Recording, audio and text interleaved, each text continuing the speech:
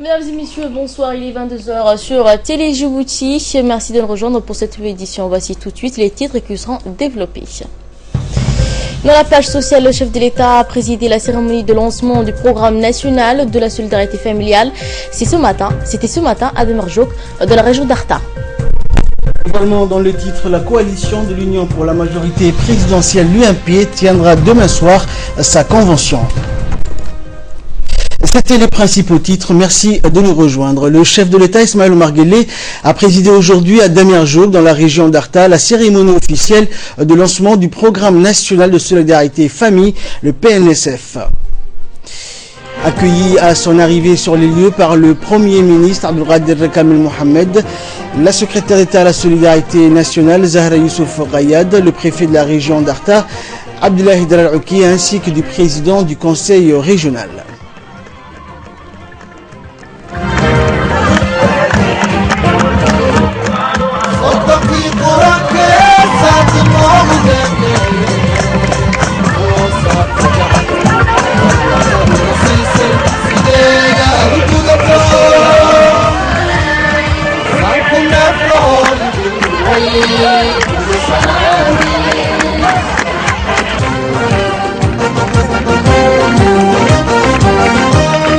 صوتك قرآن كاسات الموجودة نوصات قعدتي والله تنصيصي سيدنا القدة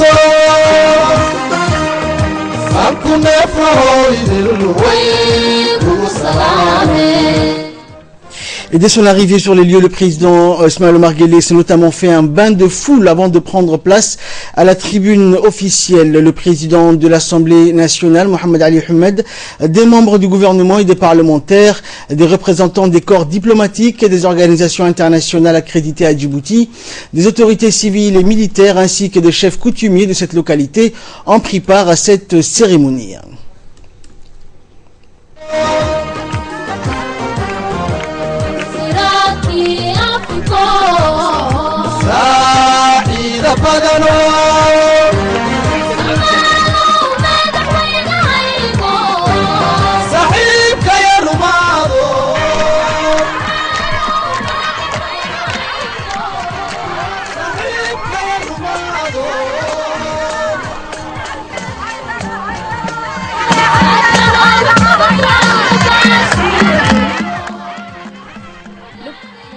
De la solidarité familiale, qui est un programme novateur de transfert monétaire destiné aux ménages en situation d'extrême pauvreté, a pour objectif global d'améliorer les conditions de vie des plus démunis.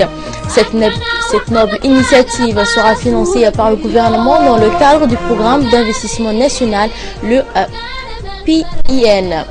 Les personnes qui vont bénéficier de ce programme recevront durant un an un montant de 18 000 francs tous les 3 mois. Et ce, en vue de combler le compte de l'insécurité alimentaire et de permettre aux ménages de mieux gérer les aléas du quotidien. Dans un mot de bienvenue, le préfet de la région d'Arta a rappelé que la solidarité est un facteur essentiel dans la lutte contre la pauvreté.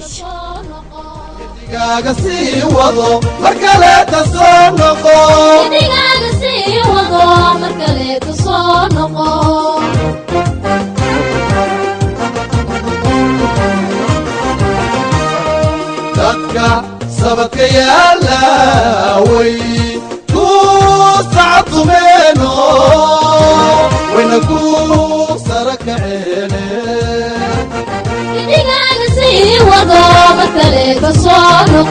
يديقاق سي وضو مكالة صنقو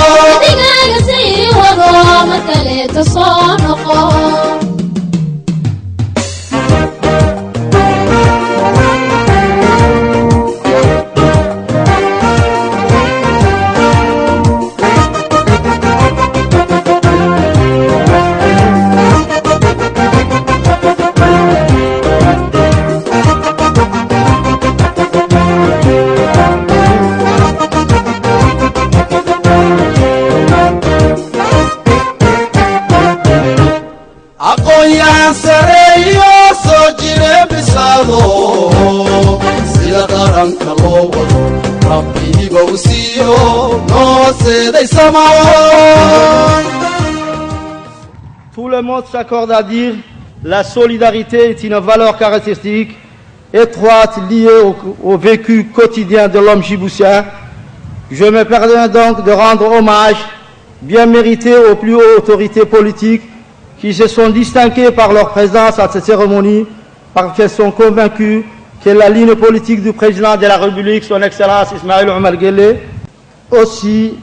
tout aussi humain et qu'optimiste, ouvrant un horizon porteur de bonnes promesses, le lendemain meilleur. Les habitants d'Arta sont persuadés que le lancement de ce programme permettra de mettre fin à l'extrême pauvreté et à stimuler à la prospérité partagée et d'avoir la possibilité de créer nos enfants un monde qui ne se définit pas par des disparités, mais un monde viable où tout un chacun mange à sa faim. Je tiens en outre à féliciter la secrétaire d'État à la solidarité pour leur appui technique et leurs efforts soutenus qui n'ont cessé de déployer pour une conduite transparente de ce programme vraiment utile. La solidarité, la culture, l'unité, l'égalité, la paix relève la responsabilité collective et des devoirs nationaux pour l'émergence d'une société équitable, juste et un Djibouti moderne sous la conduite éclairée de son Excellence, le Président de la République, son Excellence Ismaïl Omar Guelleh. Je ne saurais terminer mes propos sans vous exprimer, Monsieur le Président, et encore une fois, toute notre gratitude pour vous assurer notre indéfectible soutien pour tous vos efforts visant à hiser notre pays au rang des pays développés du monde. Et au cours de cette cérémonie, le président du comité de ciblage de Marjoub, Hussein Hassan, ainsi qu'un membre du comité de plaine de la localité de Alili Dada, Asia Abdou Mohamed, ont tour à tour expliqué l'organisation et les différentes catégories institutionnelles de ce programme. Selon Hussein Hassan, un comité de pilotage et un comité technique ont été mis en place en vue de sélectionner les familles nécessiteuses. Nous avons mené un travail très rigoureux de sélection. Ce programme cible notamment les personnes les plus démunies, ont-ils indiqué en substance. On les écoute. Et prenons la parole à son tour, la secrétaire d'État à la solidarité nationale, Zahra Youssouf Kayad, a félicité toute l'équipe chargée de l'organisation de la cérémonie. Elle a en particulier remercié le chef de l'État de les avoir honorés de sa présence. Et poursuivant ses propos, la secrétaire d'État à la solidarité nationale a rappelé toute l'importance que revêt ce programme et son impact futur sur le quotidien des populations cibles. Nous l'écoutons. Je voudrais tout d'abord adresser mes vifs remerciements au président de la République, son Excellence Ismaïl Omar Guelleh, pour avoir accepté de parrainer la présente cérémonie de lancement du premier programme national de transfert monétaire. Ceci témoigne, Monsieur le Président, de votre engagement permanent pour relever les défis liés à la pauvreté. Le PNSF est un programme fondé sur le renforcement des solidarités et sur une redistribution des ressources basée sur la justice et l'équité sociale. Son objectif général est de contribuer à la lutte contre la vulnérabilité et l'exclusion sociale des familles à travers une protection sociale intégrée. Le PNSF est donc une réponse pertinente à la pauvreté et aux inégalités sociales, car il permettra de poser les bases solides de la transition de l'urgence vers le développement. Ce programme de transfert monétaire est novateur pour plusieurs raisons. Premièrement, il met l'identification et le ciblage des pauvres au centre de l'objectif.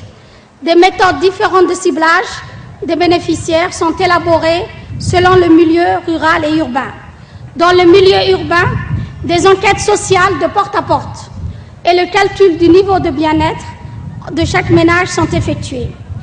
Second lieu, le montant du transfert monétaire, 18 000 francs, sera distribué trimestriellement à travers la CEPEC, l'institution de microfinance à Djibouti-Ville et Balbala, et par les trésoreries régionales du ministère du Budget dans les régions. Troisièmement, chaque famille enregistrée dans notre programme va suivre des séances de sensibilisation sur des thématiques liées à la santé maternelle et infantile et au suivi de l'éducation des enfants.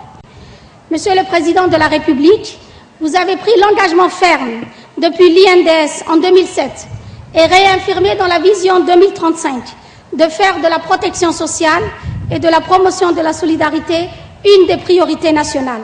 Vous l'aviez promis, vous l'avez réalisé. Ainsi, Monsieur le Président, une fois de plus, vous venez de démontrer par des actes concrets qu'un socle de protection sociale pour tous n'est pas une utopie.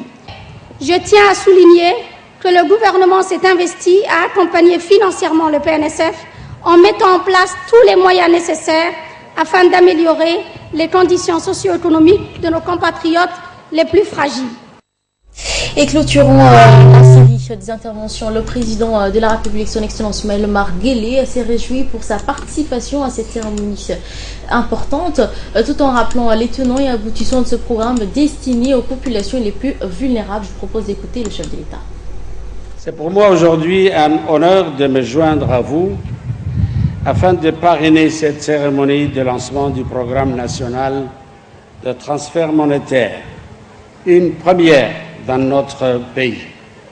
Je tiens donc à remercier la population et les autorités de Damerjog et d'Arta pour cet accueil chaleureux.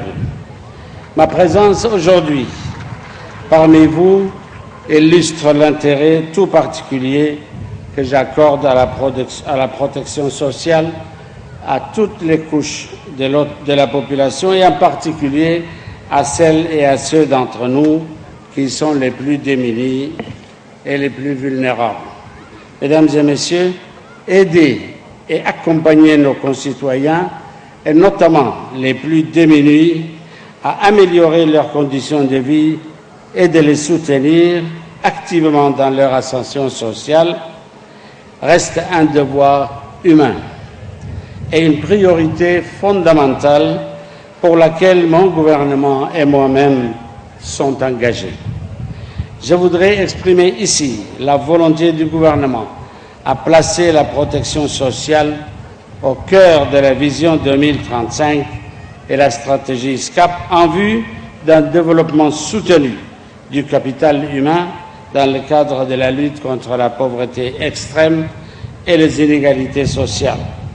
En 2012, le gouvernement a élaboré une stratégie nationale de protection sociale axée sur les filets sociaux de sécurité destinés aux couches les plus vulnérables et les plus démunies. L'un des éléments majeurs est la mise en place des programmes de transfert monétaire conditionnés et non conditionnés et la construction d'un système d'identification robuste des populations vulnérables appelé registre social. Ce programme national que nous lançons aujourd'hui s'inscrit donc dans cette vision et ses différentes stratégies. La protection sociale constitue une des priorités du gouvernement en vue de construire une république où toutes les personnes ont un accès universel à des services sociaux promotionnels, préventifs et curatifs de qualité sans forme d'exclusion sociale aucune. Une république nouvelle, orientée vers la lutte contre les injustices sociales et la promotion de l'accessibilité aux services sociaux de base, particulièrement pour les catégories les plus vulnérables et les plus défavorisées. Mesdames et messieurs, mon ambition à travers ce programme est de permettre à tous les Djiboutiens d'accéder à des services complémentaires, en l'occurrence des transferts monétaires, des soins de santé de qualité, l'accès à l'éducation de qualité, le développement des opportunités d'emploi et l'accès à la microfinance. Le programme national de solidarité famille constitue un investissement important pour la croissance économique. Il constitue en effet un moyen essentiel de briser le cycle de transmission intergénérationnelle de la pauvreté et faire reculer la pauvreté dans notre pays. Il symbolise enfin une démarche prioritaire dans la construction d'une République solidaire, prospère et émergente. Dès aujourd'hui, dans le cadre de ce programme, plus de 16 000 familles bénéficieront non seulement de ce transfert monétaire, mais également des mesures d'accompagnement qui leur permettront de pouvoir améliorer leurs conditions de vie, au-delà de cette volonté politique basée sur une vision du développement économique et social dont la seule finalité est le plein épanouissement et le bien-être des citoyens. J'ai l'ambition d'inscrire l'action du gouvernement dans le sillage des engagements internationaux souscrits par notre pays. Notre ambition pour l'amélioration continue des conditions de vie de nos concitoyens est grande et notre détermination à mettre en place un système viable de protection sociale demeure inébranlable.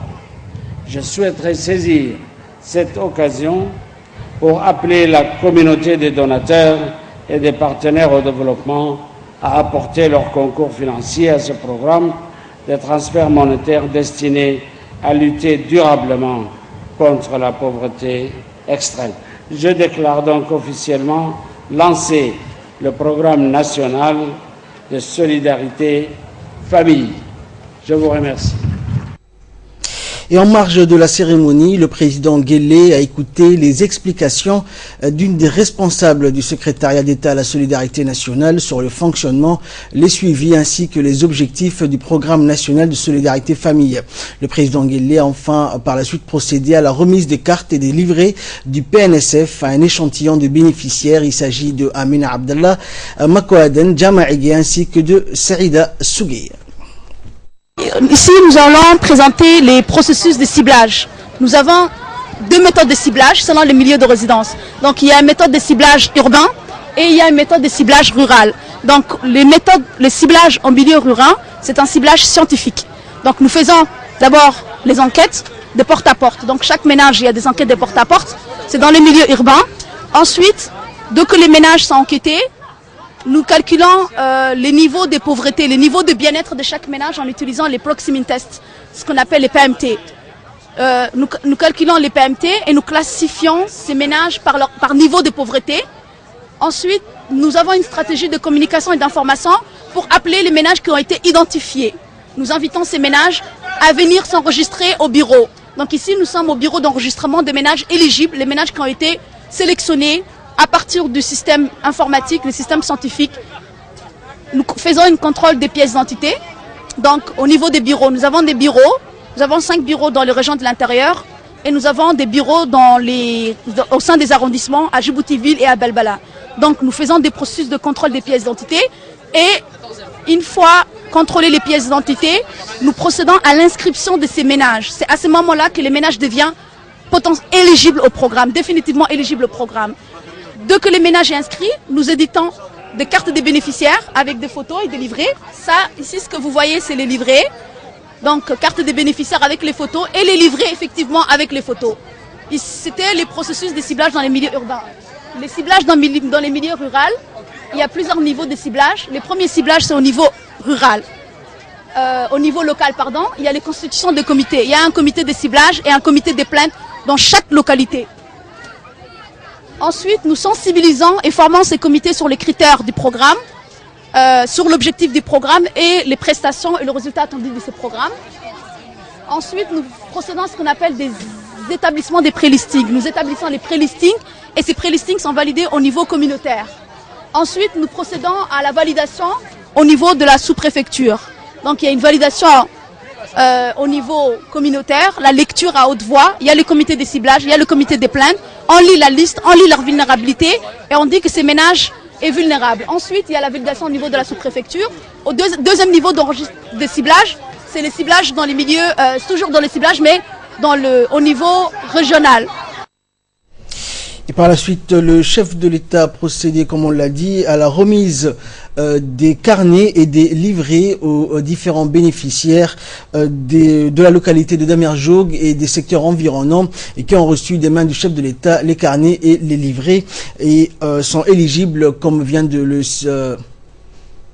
l'indiquer, la responsable du secrétariat d'État à la solidarité nationale, les bénéficiaires éligibles au programme national de solidarité famille. En nouvelle nationale toujours, les préparatifs de la convention de l'Union pour la majorité présidentielle, l'UMP, vont bon train. Depuis plusieurs jours, l'ancien club hippique qui abritera pour la 3e fois la convention de la coalition UMP grouille de monde.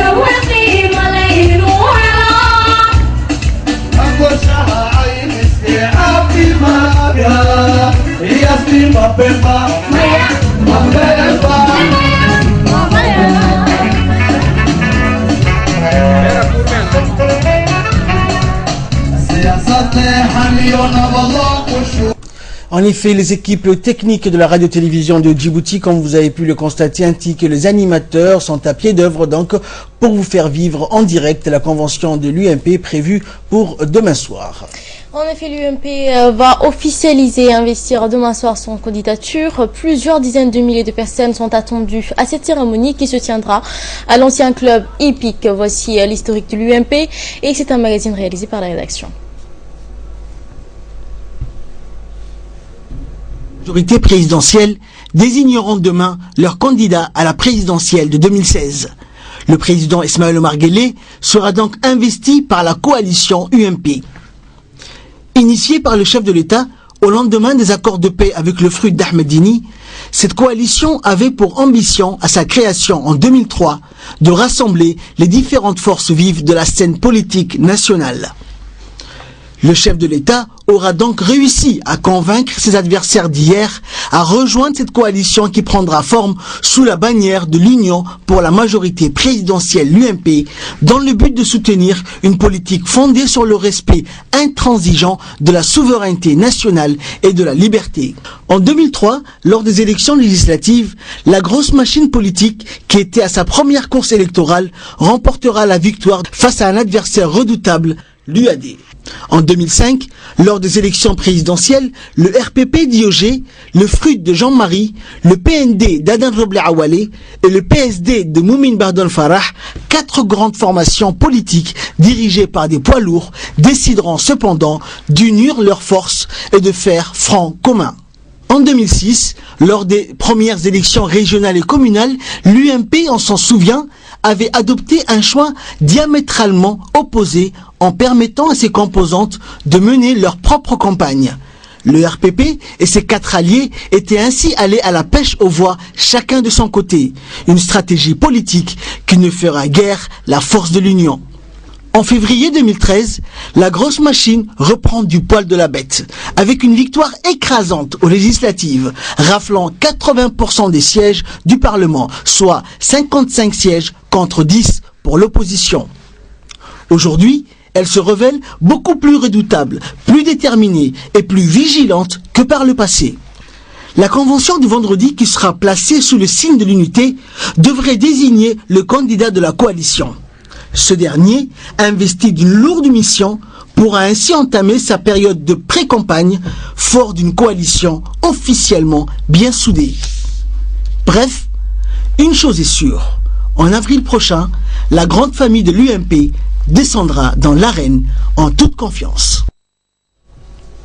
En nouvelle nationale toujours, le ministre djiboutien de l'énergie et des mines, Ali Yaqoub Mahmoud, a été reçu mardi à Riyad, en Arabie Saoudite, par le ministre saoudien du pétrole et des ressources minérales, Ali Ben Ibrahim Al-Naimi. Les discussions ont porté sur les moyens de renforcer la coopération bilatérale ainsi que sur le développement des relations de coopération dans les domaines de l'énergie, des mines et du pétrole. Cette rencontre à laquelle a assisté l'ambassadeur de Djibouti en Arabie Saoudite, Diaeddine Saïd Bamachrama, s'inscrit dans le cadre des consultations entre les deux pays en vue d'élargir notamment les horizons de la coopération bilatérale. Et d'autre part, le ministre djiboutien a tenu aujourd'hui une réunion de travail avec le docteur Hachim Abdo Yamani, président de la ville du roi Abdullah pour l'énergie atomique et renouvelable, en présence de l'ambassadeur de Djibouti à Riyad et de ses proches collaborateurs.